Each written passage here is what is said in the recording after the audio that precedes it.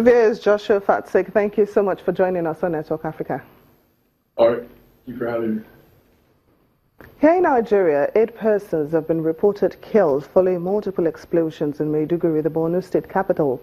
It was gathered that the blast occurred early this morning at about 4 o'clock at an internally displaced people's camp located at Muna Garage.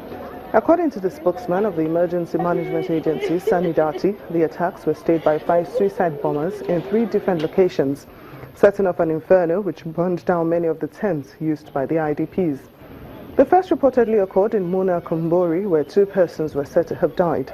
The second location is Muna Dagalti, where 1 death was recorded, while the third blast occurred at Muna Bulaya, killing 1 person. 3 died at this location, the suicide bomber and 2 others. In a second location in the same neighborhood, 2 died. That is the suicide bomber and 1 other. At the third location, the suicide bomber and 1 other. So altogether we have 7 deaths, including the suicide bombers, and then about 18 of them injured. But they are all responding to treatment at the Maiduguri Specialist Hospital. So yesterday around 4 o'clock, side bombers come with car. So I didn't see the car, but confirm them came in the car, 3 people. So one of them is entered this camp, IDP, Bulumba. So some girl, she see the person, she called her grandmother. She say, come see somebody here. She said, where is? So the grandmother came to see that man. So the man started the bomb, can affect them. Nigeria's Chief of Naval Staff, Vice Admiral Ibok Ete Ibas, is in South Africa on the part in the country. Vice Admiral Samuel Hulongwani. Vice Admiral Ibas began the visit as a special guest at the South African Navy Festival, where he also inspected the country's Navy fleet at the weekend. Tomorrow, he will be visiting the South African Naval Headquarters in Pretoria, as well as the Air Force Chief. The visit, which will be returned by Vice Admiral Hulongwani later this year, is in line with the Defense Cooperation Agreement between both countries. This covers various aspects of capacity building exercises. In the Horn of Africa, at least 4 people have been killed after a car bomb at a checkpoint less than a kilometer away from the presidential compound in Mogadishu. Security point attacker, causing a blast outside a theater that left soldiers and civilians among the dead. The theater is about 300 meters away from the heavily fortified compound known as Villa Somalia, which also houses government agencies. It is not immediately clear who was responsible for the explosion, but Al-Qaeda-linked Al-Shabaab has taken responsibility for blast and gun attacks in the capital in the past. Still talking security, Germany says it has no plans to increase the number of its troops in the UN mission in Mali, where Islamist forces also threaten neighboring Burkina Faso. Chancellor Angela Merkel said this after talks with Burkina Faso's President Roch-Marc Christian Kabore in Berlin.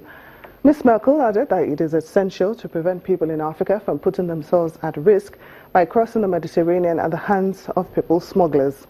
Al-Qaeda-linked fighters attacked a hotel in Ouagadougou in January last year, killing 29 people. Militants have since staged numerous attacks near the northern border with Mali, including one in December that killed a dozen members of the Army's Special Anti-Terrorist Group.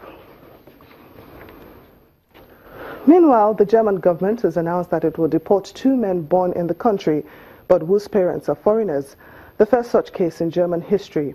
The men, a 27-year-old Algerian and a 22-year-old Nigerian, were arrested last month on suspicion of planning a terror attack. A gun and a flag of the Islamic State were found in their homes during police raids in the central city of Göttingen. But the men have never been charged. The criminal proceedings were dropped because police never established whether the suspects had planned to carry out an attack.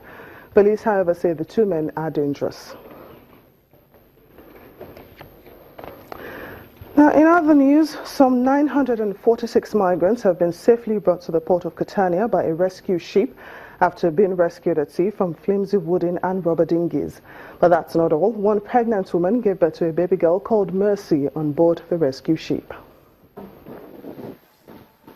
Many pregnant women were rescued from 9 wooden and rubber boats, with one Liberian woman giving birth in the early morning as the rescue ship began entering the Catania harbor.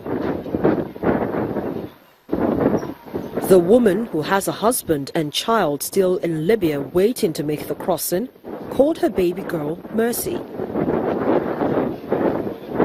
In total, the International Organization for Migration says more than 6,000 migrants have been rescued on the central Mediterranean route from Libya to Italy over the last few days. Greater numbers take to the sea in warmer weather. We heard late last night that Libyan Coast Guard reported to IOM Libya that 758 migrants have been rescued in the high seas off Libya since Friday, so that's another 750 plus in addition to 5,500 just in the last 72 hours. So we're talking over 6,000 people. Some 500 migrants are believed to have drowned so far this year, with other 22 deaths reported by the Libyan Coast Guard. We mentioned in the report that there's 481 confirmed drowning or missing migrants just on the central Mediterranean route so far this year, and that doesn't count the 22 that I learned of this morning. Arrivals in Italy this year have already surpassed 20,000. Arrivals in Italy this year have already passed 20,000, which is twice the 2015 rate through 3 months of the year and considerably ahead of 2016's through 3 months of the year. So we've yet to complete March, and we're already racing at a pace of arrivals that has exceeded anything we've seen before in the Mediterranean. This is typical of spring, getting very busy, but it's not typical to have the numbers be so high this early and the corresponding deaths that go with it. An increase in the number of migrants arriving in Europe was predicted for spring with warmer weather. However, not these unprecedented levels, with March not even having been seen through yet. Still to come on Network Africa, Libyan authorities deport 173 illegal African migrants to Côte d'Ivoire. Please stay with us.